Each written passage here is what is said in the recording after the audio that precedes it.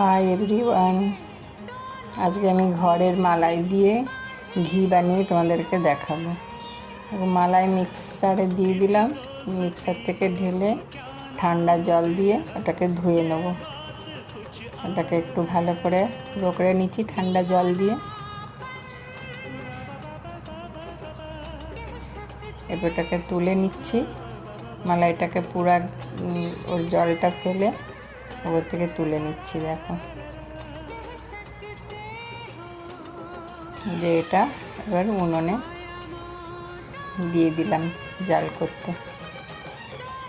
জাল হচ্ছে, এটা আস্তে আস্তে হবে। লাস্টে এরকম হওয়ার পরে একটু লেবুর রস দিয়ে দেবো। লেবুর রস দিলে ওর ঘিটা ভালোভাবে বেরিয়ে আসবে। তারপরে দেখো ঘি বেরিয়ে এলো, কি সুন্দর কতটা ঘি হয়েছে দেখো।